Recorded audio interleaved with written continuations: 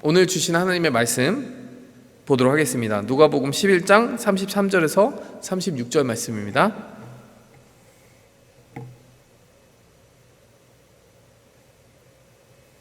지 아니하고 등경 위에 두나니 이는 들어가는 자로 그 빛을 보게 하려 함이라.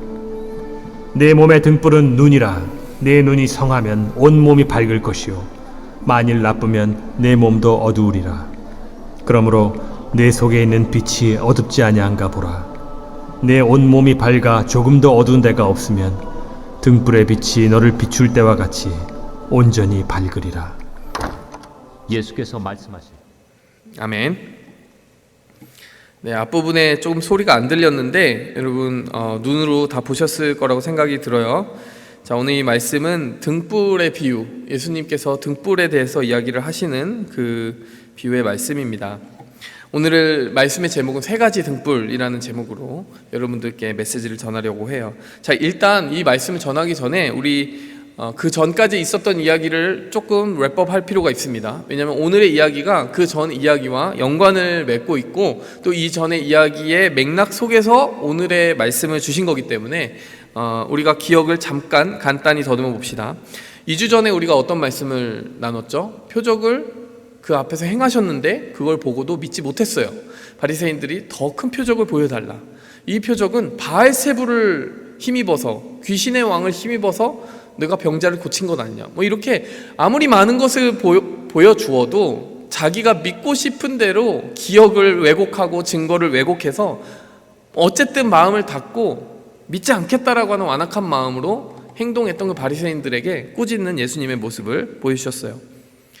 안 믿는 게 아니라, 못 믿는 게 아니라 안 믿는, 정말 내가 작정하고 안 믿고자 하는 그들의 마음을 예수님이 콕 집어서 고발해 주셨던 모습을 우리가 보았습니다. 그리고 우리가 바로 전주에 그 이어지는 상황이 어떻게 펼쳐졌나요? 예수님께서 이 말씀 주셨죠. 요나의 표적밖에는 보여줄 것이 없다. 이 말씀 하시면서 뭐라고 이야기했어요? 우리가 볼 때는 예수님이 이들의 마음이 너무 닫혀있기 때문에 니네 이거 먹고 떨어져, 뭐 이런 말씀 같지만 곰곰이 따져보면 요나의 표적은 십자가 부활에 대한 예고였다라고 하는 이야기를 했어요. 다시 말하면 예수님은 그들이 아무리 닫혀 있었지만 그 와중에도 십자가 부활이라고 하는 가장 큰 표적에 대한 예고편을 주심으로써 그들을 향한 열린 팔을 보여주셨다는 거예요. 말은 그렇게 들렸지만 실제로는 계속해서 포기하지 않으시는 예수님의 그 사랑을 볼 수 있었습니다. 거절이 아니라 기회를 주시는 예수님의 마음을 보았어요. 자, 그러면서 그 한 가지 약속을 주신 거죠. 너희가 마음만 연다면 항상 내가 너를 향하여 표적을 아끼지 않고 너희를 향하여 내가 내 빛을 비추리라. 이게 하나님의 약속이었습니다. 그런데 한 가지 당부도 있다라고 그랬어요. 내가 아무리 너에게 보여주려고 해도 너의 마음이 열려있고 준비가 되어 있지 않으면 그 보여주는 것을 받을 수 없다. 그러면서 뭐라고 이야기를 하셨습니까? 솔로몬 시대의 그 남방 여왕을 본받으라. 그리고 요나 시대의 니느웨 백성들을 본받으라. 그들의 마음은 어땠습니까? 여러분, 어떤 거대한 표적을 본 것도 아니고 그냥 소문으로 들려오는 말씀만으로도 그들은 변화받았다라는 거예요. 그리고 그걸 보자고 수만 마일을 온 남방 여왕의 이야기가 있었고 또 그 말 몇 마디를 듣고 40일을 금식하며 회개했던 그런 니느웨 백성들의 이야기를 보면서 우리가 어떤 이야기를 나눴습니까? 그만한 공간을 들였다라고 했어요. 그리고 그만한 시간을 들였다고 했습니다. 저 먼 남방에서부터 솔로몬을 찾아왔던 그 공간을 들이는 헌신, 그리고 그 한 가지 말씀, 회개의 말씀에 찔림을 받아서 40일 동안 회개하고 베옷을 입고 슬퍼했던 니느웨 백성들의 그 시간에 대한 투자, 여러분, 이 공간을 헌신하면서 하나님 앞에 나아가는 그들의 모습을 보면서 예수님은 이 모습을 거울 삼아서 바리새인들에게 도전하셨습니다. 너희에게 그러한 정도의 열린 마음이 있느냐? 이미 충분한 표적을 보여줬음에도 불구하고 불충분하다고 하는 너희와 이들을 비교해보라. 이방인임에도 불구하고 그 하나같이 이방 땅에서 하나님의 말씀이라고는 접해보지 못했던 그들조차 이렇게 열려있지 않았느냐, 이렇게 당부해 주신 예수님의 말씀을 보았습니다. 여러분, 한마디로 요약하면 어떤 말씀들이었어요? 여러분, 몇 주간에 있었던 말씀의 큰 맥은, 공통된 한 맥이 있습니다. 뭡니까? 나는 너희를 향하여 항상 열려있다. 그런데 너희가 열려있느냐가 더 중요하다. 나는 정말 포기하지 않고 너희에게 표적을 보여줄 것이고 다가갈 것이다. 그런데 너희는 얼마만큼 나에게 열려 있느냐, 그런 도전을 계속 해주셨다라는 거예요. 우리는 너무나 많은 경우에 메시지를 문제 삼거나 메신저를 문제 삼으면서 듣기가 조금 힘든데 뭐 이렇게 메시지가 문제가 있다, 메신저가 문제가 있다 문제 삼는 일이 많지만, 예수님은 리시버에 문제가 있다, 수신자에게 문제가 있어 라고 이야기를 해주셨다라는 것이죠. 여러분, 그 주제의식이 오늘 고스란히 그대로 이어지게 됩니다. 자, 그 문맥과 맥락을 그대로 여러분이 가지고 있어야 오늘 말씀이 제대로 이해가 돼요. 자, 첫 번째, 예수님이 지금 말씀해 주시는 첫 번째 메시지는요, 빛을 발견하라. 자, 두 번째 메시지는요, 빛으로 변화하라. 세 번째로는요, 빛을 전하라. 제가 이 세 가지 메시지를 전하려고 합니다. 여러분, 오늘 등불에 대한 이야기라고 했잖아요, 그렇죠? 자, 오늘 말씀을 우선 먼저 살펴보면 34절부터 한번 보시겠습니다. 34절부터 보면, 내 몸의 등불은 눈이라. 내 눈이 성하면 온몸이 밝을 것이요 만일 나쁘면 내 몸도 어두우리라. 여러분, 이 말씀을 나누셨는데, 자, 그 전에 여러분 33절부터 보시죠. 제가 실수했습니다. 33절에 보면 어떻게 이야기가 나옵니까? 누구든지 등불을 켜서 속에나 말 아래 두지 아니하고 등경 위에 두나니 이는 들어가는 자로 그 빛을 보게 하려 함이라. 자, 여러분, 이 말씀을 먼저 살펴보기 원합니다. 등경이 무엇이냐? 여러분, 등경이 좀 어렵죠? 쉽게 말하면 등불을 거기 위에다가 올려두는 스탠드, 받침을 말하는 거예요. 뭐 어려운 뜻이 아닙니다. 등불을 켜고 나면은 당시에는 촛불이나 뭐 어떤 기름을 사용해서 불을 비췄을 거 아니에요? 그걸 어디다 두겠습니까? 가장 높은 곳에 둬야지 이게 잘 비출 거 아니에요. 뭐 지금이야 이렇게 스탠드, 그 철로 된 스탠드 기둥이 있어가지고 그런 것이 그냥 자동적으로 비춰지지만, 당시에는 어떤 등불 형태를 가지고 있었기 때문에 그것을 어디 두느냐가 그 빛을 얼마나 효율적으로 온 방 구석구석에 전달하느냐를 결정하는 요인이었던 거죠. 뭐 초롱불 같은 거, 그렇죠? 그걸 등경 위에 두는 것이 자연스럽지 않냐는 거예요. 예수님이 지금 비유로 말씀하시는 겁니다. 왜 그렇게 하느냐? 이는 들어가는 자로 그 빛을 보게 하려 함이라. 어디에 두느냐에 대한 그 말씀을 하고 계신데, 자, 이 말씀 속에서 여러분, 우리는 질문을 던져야 됩니다. 예수님이 이 비유를 하셨을 때는 그 비유에 본 의미가 있을 텐데, 여러분, 예수님이 지금 이 등불이라고 하는 비유를 하시면서 이 등불을 어떤 의미를 전달하는 도구로 사용하셨을까요? 등불이 뭘까요? 한마디로 말하면 예수님이 이 비유 속에서 등불을 무엇으로 상징하고 싶으셨을까요? 그러니까 어떤 의미를 등불로 상징하고 싶으셨을까요? 자, 쉽게 말하면요, 여러분, 예수님이에요. 등불은 예수님입니다. 왜 그렇게 해석을 하는 것이 좀 더 자연스럽느냐? 우리가 이전 본문을 계속 읽어왔잖아요. 자, 이전 본문에서의 맥락이 뭐라고요? 예수님이 이미 충분한 표적이라고 얘기하셨어요. 표적이 뭡니까, 여러분? 하나님이 하시는 일과 하나님의 존재와 하나님이 이루고자 하시는 모든 뜻을 비추어 보여주는 것을 표적이라고 해요. 그것이 사인이잖아요, 그렇죠? 여러분, 일종의 빛과 같은 이미지를 가지고 있습니다. 여러분, 우리가 계속 표적에 관해서 이야기했잖아요. 바리새인들은 이 표적 충분하지 않아요. 아니, 이미 충분해라고 얘기하시면서 예수님은 요나의 표적을 보여줄게. 계속 표적이 부족해요, 표적이 있어, 충분해라고 이야기하시는 그 대화 가운데 오늘 본문이 나왔단 말이에요. 그렇기 때문에 여러분, 이 표적이라고 하는 것의 의미를 오늘 등불이 가져가고 있습니다. 결국엔 무슨 말이에요? 예수님 자신이 충분한 표적이기 때문에 지금 오늘 충분한 표적인 예수님은 등불처럼 등경 위에 올려져서 온 방 사람들이 볼 수 있을 정도로 충분한 위치에 하나님 아버지께서 올려두셨다라는 얘기입니다. 좀 어려운데 쉽게 말할게요. 너희가 그토록 찾는 그 등경 위의 등불, 표적, 네 눈앞에 있다고 이렇게 얘기해 주시는 거예요. 어디 감춰져 있는 것이 아니라 어떤 주인이 방을 비추려고 하면은 그것 남들이 다 볼 수 있는 위치에 두는 것처럼 지금 너희 눈앞에 있다고 이렇게 얘기해 주시는 거예요. 하나님 아버지께서 너희에게 표적을 주실 때 꽁꽁 숨겨놔가지고 하나님 부족해요 할 만큼 계속 그렇게 이야기해야 될 만큼 감춰두고 계시는 분이 아니지 않느냐라고 이야기하시면서 너희 눈앞에 가장 큰 표적인 나가 있다, 내가 있다. 다시 말하면 예수님이 등불이시라는 얘기입니다. 지금 33절에 보면 모두가 볼 수 있도록 너희 눈앞에 가장 가까운 곳에 나를 두었는데 왜 깨닫지 못하느냐라고 하는 의미를 꼬집기 위해서 다시 한번 33절을 통해 예수님은 등불이신 자신을 말씀하고 계신 거예요. 여러분, 이게 중요합니다. 다른 표적을 구하는 바리새인들에게 주시는 예수님의 메시지는 이거예요. 이미 눈앞에 있는 나를 보라. 여러분, 이것을 우리의 삶 속의 신앙생활에 어떻게 적용을 해야 될까요? 여러분, 우리의 신앙생활은 항상 그리스도 중심적이어야 된다는 것을 기억하시기 바랍니다. 하나님을 체험한다는 것은요, 그리스도라고 하는 렌즈를 통해서 하나님을 체험하려고 해야 돼요. 우리가 신앙생활을 하다 보면 여러 가지 신앙의 그 변곡점들이 올 수가 있고요, 신앙생활을 이렇게 했다 저렇게 했다라고 하는 다양한 이야기들을 접하곤 합니다. 어떤 사람들은 기적을 경험했다고 하고, 어떤 사람은 예언을 들었다고 하면서 체험을 통해서 하나님을 만났다라고 강조하는 사람들도 있어요. 전 체험을 부정하진 않습니다. 그리고 하나님이 주시는 어떤 구체적인 메시지가 주어질 수 있다라고도 생각합니다. 하지만 여러분, 그것을 의존하면 안 돼요. 그것은 우리의 삶에, 우리의 신앙생활이라고 하는 그 여정에 양념처럼 주어지는 것입니다. 그래서 체험을 따라가서도 안 되고, 어떤 신비주의를 따라가서도 안 되고, 여러분, 가장 안전한 것이 무엇일까요?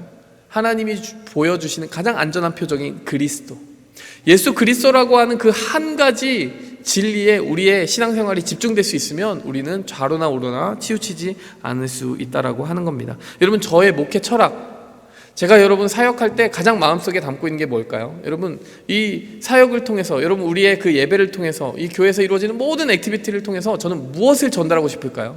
단 한 가지입니다. 한 단어로 요약하면 예수 그리스도예요. 그래서 여러분, 새가족반 할 때마다 뭐라고 얘기합니까? 여러분, 죄와 그리스도, 결국 핵심 속에 죄와 그리스도가 있잖아요. 우리에게 그리스도가 필요하다. 하나님이 그리스도를 주셨다. 여러분, 우리의 신앙생활은 별다른 게 없어요. 딱 그 한 가지로 요약되는 것입니다.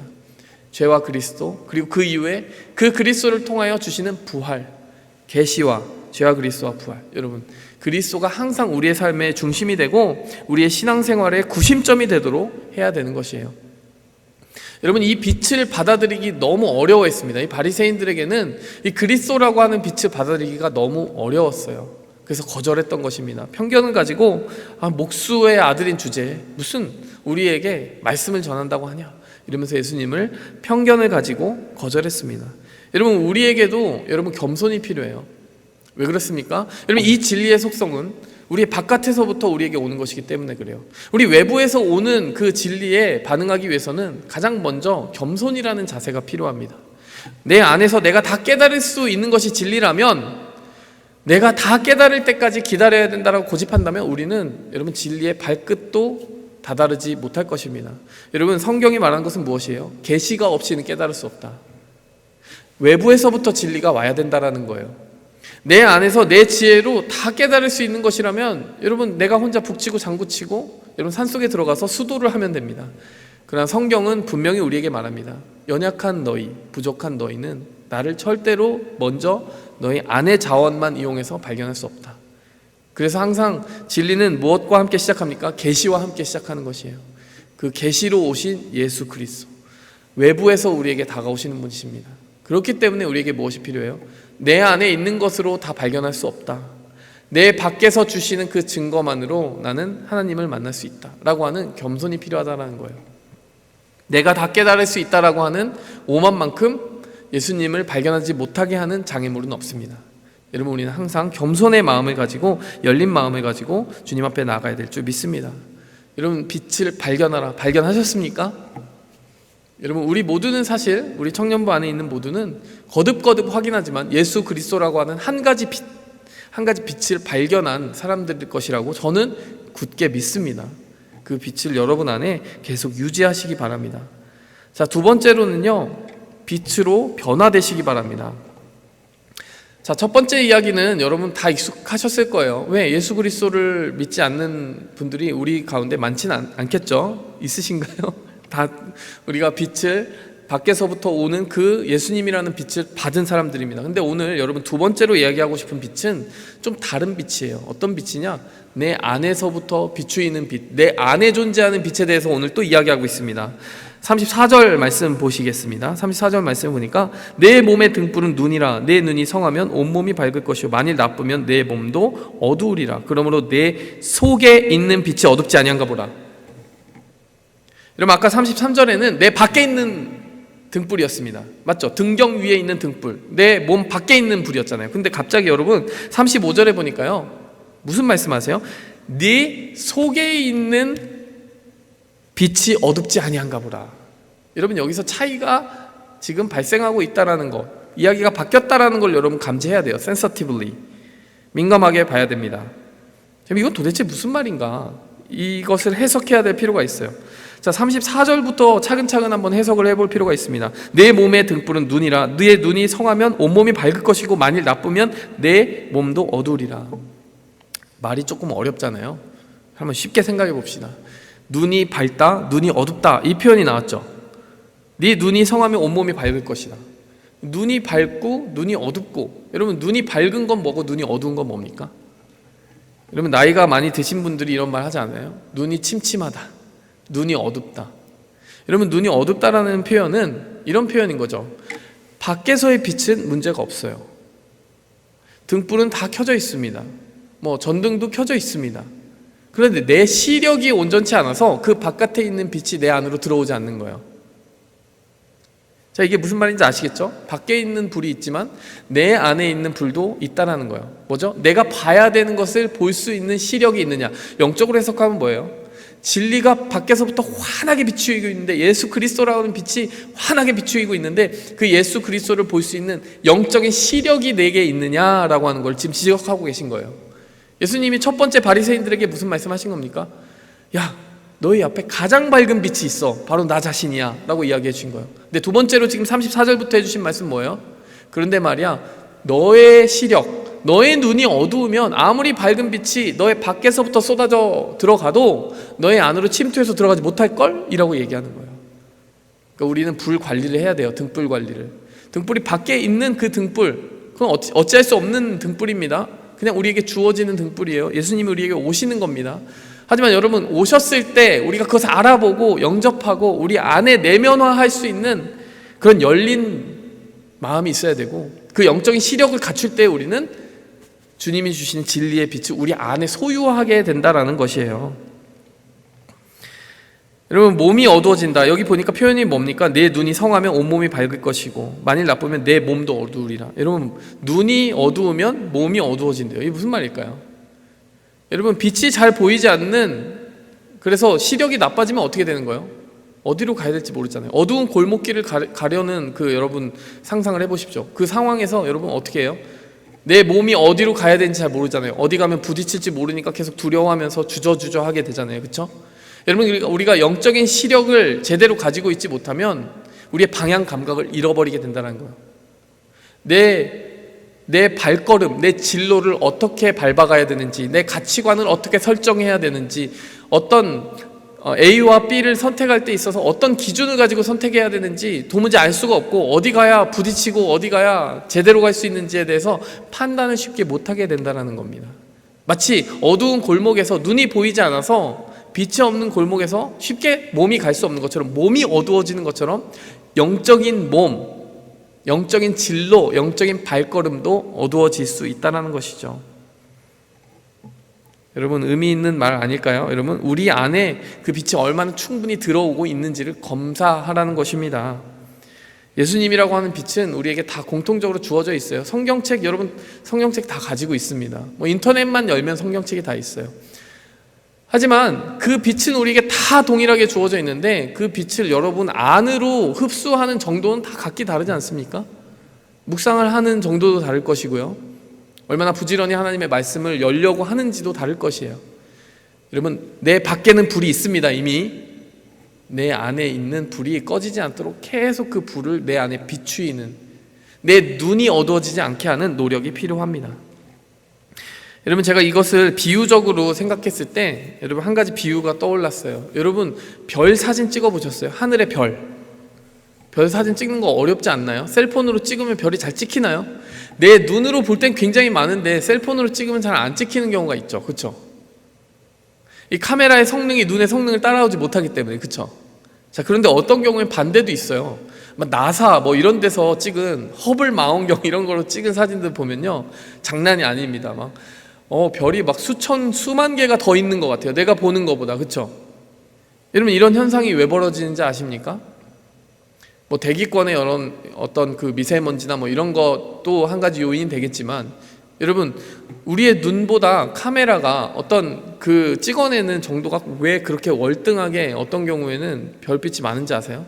여러분, 항공 우주 사진을 통해서 별들이 찍힐 때 더 많은 이유는 이것입니다. 그들이 오랜 시간 동안 그 별을 향하여서 이 카메라를 노출시키고 있기 때문에 그래요. 이거 들어보셨어요? 제가 한번 비유로 얘기한 적이 있는 것 같아요. 한 번쯤. 카메라의 렌즈를 열고 조리개를 열고요, 그 필름, 지금은 뭐 광각 센서라고 하겠죠, 이미지 센서, 거기에 빛이 들어가는 시간을 오랫동안 지속하는 거예요. 그러니까 한 번만 비추이는 정도로는 너무나 미미한 빛이기 때문에 그 빛이 계속 거기에 도달하는 시간을 길게 함으로써 나중에 사진을 찍어보면 굉장히 선명한 별빛 이미지가 남게 되더라는 것이에요. 여러분, 그래서 여러분 천문대 보면 돔 형태로 돼 있잖아요. 그리고 이제 망원경이 막 움직일 수 있도록 회전되는 형태로 만들어져 있는 천문대 보신 적 있죠? 여러분, 그 천문대에 있는 망원경들이 별 사진을 찍기 위해서 별이 하룻밤에도 움직이지 않습니까? 움직이는 그 방향으로 같이 움직여주면서 계속 열려 있는 거예요. 한 방향으로 그대로 있으면 이제 별이 선으로 그려지겠지만 같이 따라가면서 찍으면 어떻게 됩니까? 그 별빛을 계속 오랫동안 담는 겁니다. 한 10시간 동안 별빛을 담는 거예요. 그러면 아무리 작았던 별빛도 굉장히 크게 그 사진에 찍히게 된다는 것이에요. 여러분, 이거 말하면 결국 쉽게 말하면 덧칠하는 거예요. 덧칠. 계속 빛이 닿고 오랫동안 닿을 수 있도록 하는 거죠. 여러분, 이것을 우리의 삶 속에 한번 적용해 볼까요? 예수님이라고 하는 빛이 여러분에게 던져졌습니다. 여러분, 어떤 사람들은 조리개를 잠깐만 열고 그냥 닫아버려요. 나중에 사진을 현상해 보면요, 사진을 찍어보면 아무것도 안 남는 거예요. 여러분, 어떤 사람은 지그시 바라보는 거예요. 조리개를 열고 바라보는 거예요. 오랫동안 바라보는 거예요. 그럼 여러분, 예수님이라고 하는 진리의 빛이 계속해서 그 사람의 이미지 센서에 남게 되는 것입니다.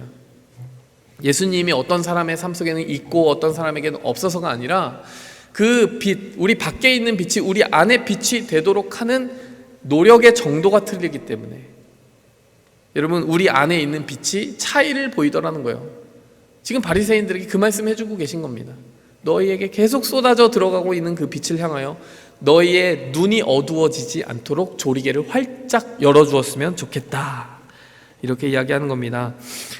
여러분, 신앙생활은요, 조리개를 얼마나 오랫동안 열고 있느냐의 싸움이라는 거예요. 여러분, 당시 바리새인들은 왜 조리개를 열지 않았습니까? 아예 열지 않았어요. 편견 때문이죠. 예수님이 그렇게 대단해 보이지 않았고 자신들의 종교 기득권이 너무나 소중한 것이기 때문에, 그것이 위협받는 것에 대해서 질투심을 느꼈기 때문에 아예 열지 않았습니다. 우리에게 적용하기엔 좀 어려울 수도 있어요. 우리는 이미 예수님에 대한 편견이 없습니다. 예수님에 대한 눈을 활짝 열었습니다. 그럼에도 불구하고 오늘 말씀은 우리에게 적용할 수 있습니다. 어떻게 적용할 수 있을까요? 우리는 편견 때문에 닫아놓진 않지만 게으름 때문에 닫아놓긴 해요. 그렇지 않습니까?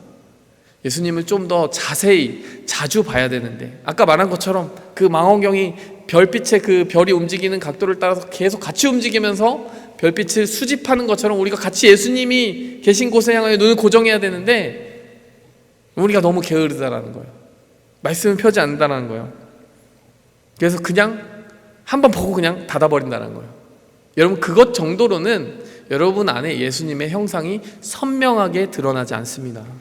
그것이 문제라는 거예요. 여러분, 제가 설교를 시작할 때마다 한 가지 조금 극복해야 될 것 같은 습관이 하나 있어요. 뭘까요? 여러분, 설교를 시작하는 오프닝이 길다. 제가 이 피드백을 저희 그 아내한테 자주 들어요. 제가 몰라서 그렇게 하는 건 아니에요. 알고 있습니다, 여러분. 네, 보통 제가 설교 시작할 때 오프닝이 언제 길어집니까? 이전 설교 얘기하다가 길어져요. 이전 설교를 계속 얘기합니다. 그러다가 이제 첫째가 나오면 가슴이 덜컹한대요, 우리 아내가. 아니, 이제 첫째란 말이야? 아니, 아까 첫째 아니었어? 왜 이제 첫째야? 막 이러면서 갈 때 첫째가 너무 늦게 나온다, 막 이렇게 얘기하시더라고요. 공감합니다. 저도 잘못했어요. 근데 제가 그렇게 하는 이유가 있어요. 이유가 있다면 뭡니까? 여러분, 이 말씀이라고 하는 것이요, 뚝뚝 잘려있지 않아요.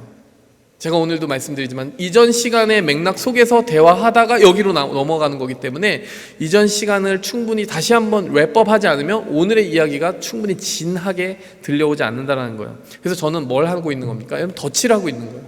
이전에 얘기했지만 오늘 이야기 하기 전에 한 번 더 덧칠하는 거죠. 잊어버리지 않도록, 잊지 않기 위해서. 그리고 이 한 가지 본문이 그 본문으로 개별적으로 존재하는 것이 아니라 컨텍스추얼리 존재하는 거예요. 문맥상으로 존재하는 것이기 때문에 저는 계속 덧칠을 해주는 겁니다. 그래서 여러분이 이제 성경을 나중에 쭉 따라가다 보면은 따로따로 떨어져 있는 글로 보이는 것이 아니라 하나의 줄글로 이야기로 보일 수 있으면 좋겠다라고 하는 소망이 저에게 있는 거예요.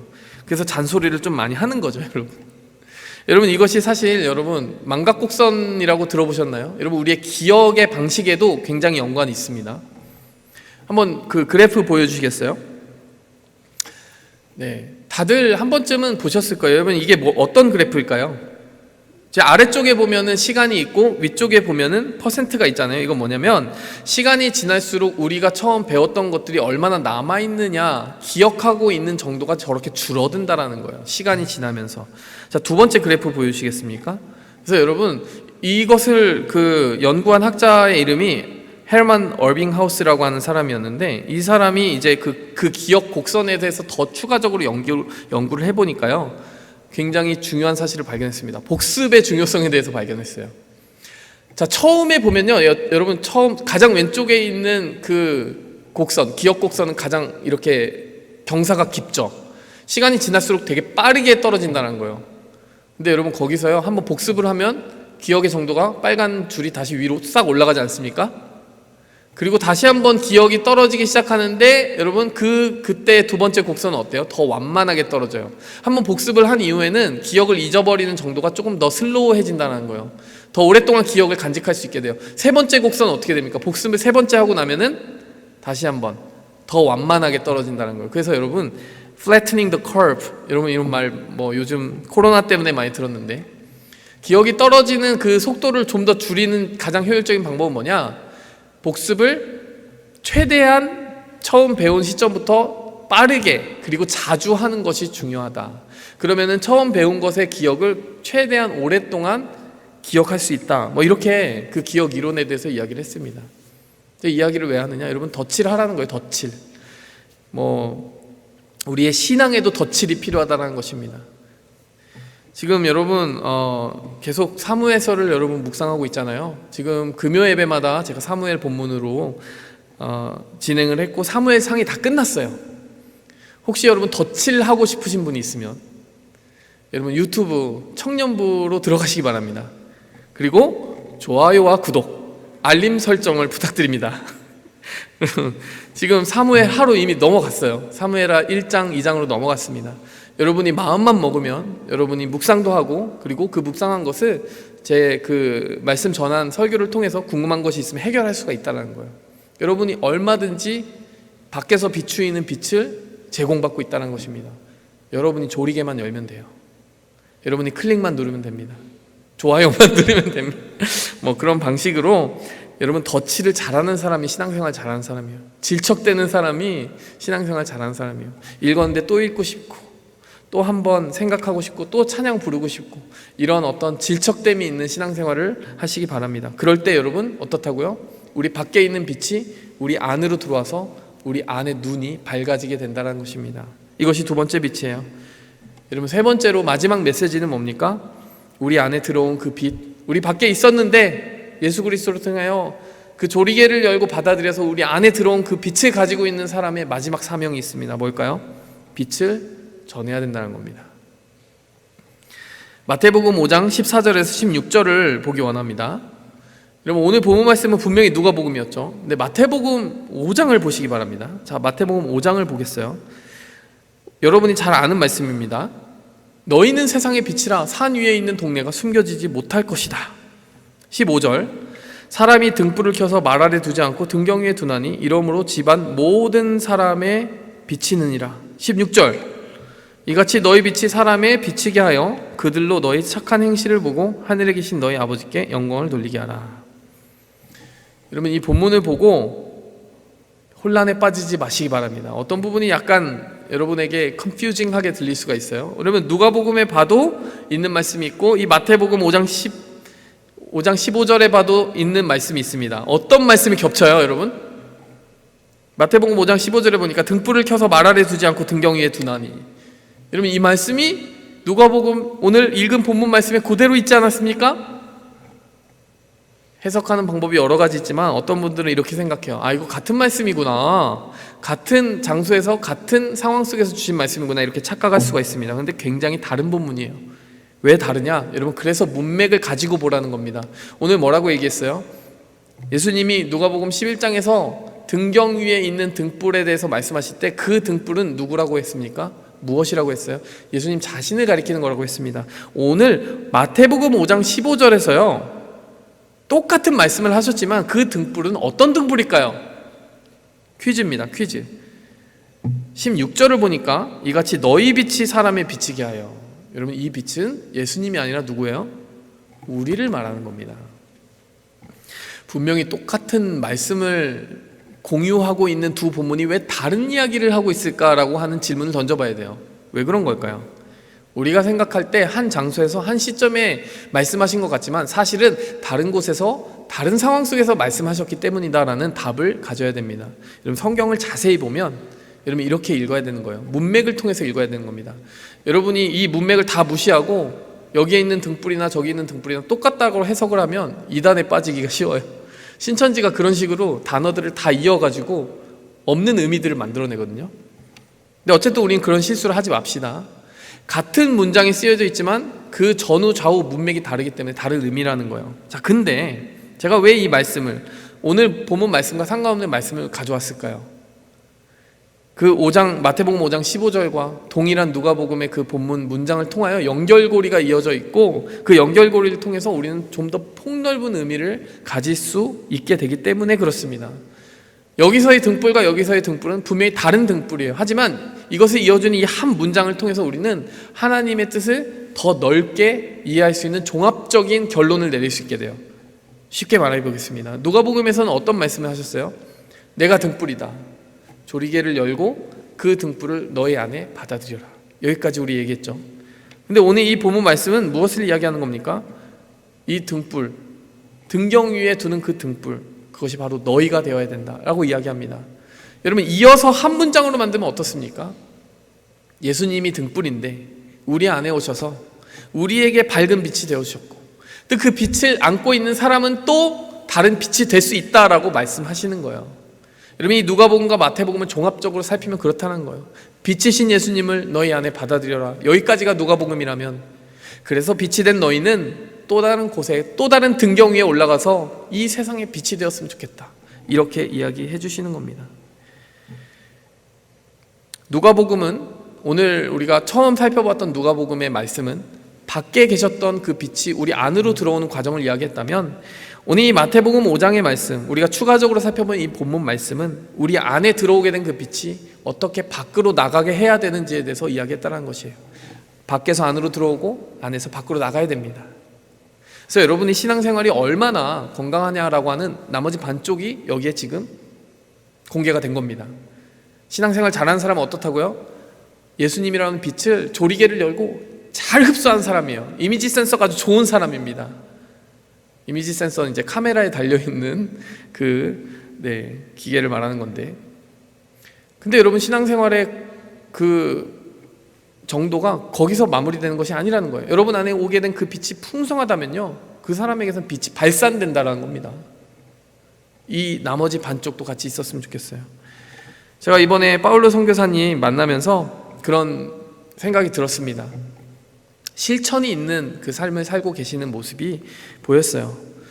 선교사님이 어떤 이야기를 해주셨냐면, 올해 초에 굉장히 이유를 알 수 없는 큰 복통이 찾아와가지고 입원을 하셨대요. 근데 뭐 이유는 정말 고사하고 너무나 아파가지고 도저히 견딜 수가 없었고, 정말 오랜 세월 동안 거기 선교를 하셨기 때문에 많이 지쳐 계셨던 것 같아요. 그래서 안식년을 가지시려고 미국으로 오셨다라고 해요. 뿐만이 아니라 안식년 후에는 좀 그 아마존 선교를 접고 이제 현지인들에게 다 맡기고 넘어오려고 하는 그 마음이 있으셨다라고 해요. 좀 지쳐 있었던 거죠. 나와 있는 동안 코로나 바이러스가 터진 거예요. 그리고 성도들이 죽고 뭐 목사님이 거기서 현지인 목사님이 죽고 뭐 이렇게 상황이 펼쳐진 겁니다. 그래서 이 선교사님이 너무 죄스러운 마음이 들었대요. 자기가 여기 살려고 나온 건 아니지만, 코로나는 그때 있지도 않았지만 마치 도망쳐 나온 것 같은 상황이 돼버렸잖아요. 그래서 자기는 너무나 책임감이 들고 그래서 다시 돌아가야 되겠다는 생각이 들었다는 거예요. 근데 곰곰이 생각해 보니까 자기가 여기 나와 있는 것도 하나님의 정말 합력하여 선을 이루는 방법이었다는 것을 알게 됐다는 거예요. 왜? 여기서 후원금을 잘 받아가지고 마스크를 지원받아가지고 가면은 브라질에, 그 물자가 부족한 브라질에 전달할 수 있기 때문에 자기가 그래서 여기 하나님의 인도하심 받아 나와 있었던 거구나라고 생각을 하게 된 거예요. 자, 그래서 마스크를 이제 모집을 하려고 했는데 이 짧은 기간에 9,000장이 모였다고 합니다. 여기저기서 많이 이렇게 온정어린 마음들이 막 모여지는 거예요. 파울로 선교사님이 같이 식사하시는데 많이 눈물을 이렇게 흘리시더라고요. 요즘 눈물이 많아졌다고. 이렇게 헌금을 주시고 마스크가 전달되고 하는 모습을 통해서 너무나 하나님의 마음이 느껴지고 위로를 받으시는 것 같았어요. 그래서 막 눈물을 흘리시더라고요. 그래서 우리 청년부가 원래 400불, 우리 위라래 하고자 했던 그 400불을 헌금하고자 했는데 또 거기에 얹어서 마음이 동해서 헌금하겠다라고 하는 사람이 2사람이나 더 나타나가지고 지금 또 추가로 전달을 해드려야 되는데요. 여러분, 이게 뭡니까? 이게 여러분 단순히 빛을 수동적으로 받아들이는 것만이 아니라 능동적으로 빛을 발산하는 삶을 의미하는 것 같아요.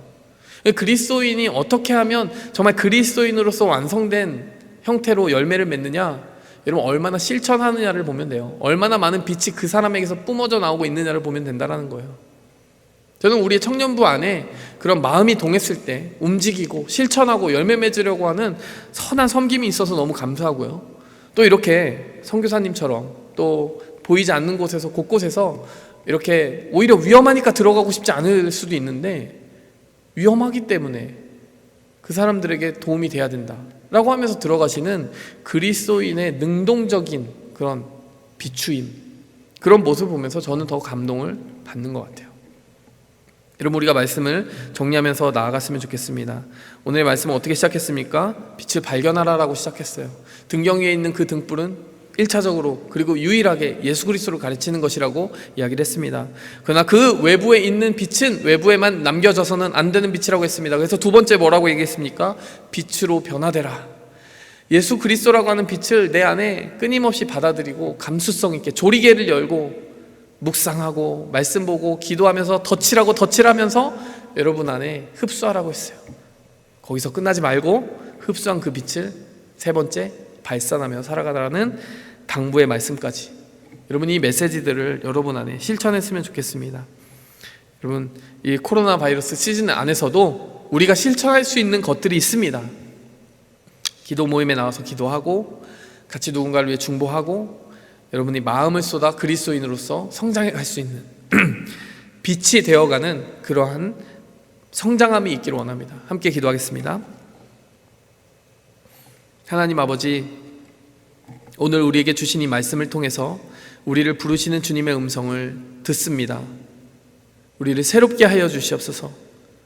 빛으로 오신 예수 그리스도를 편견 없이 받아들이기 원하고 또 무엇보다 부지런히 받아들이기 원합니다.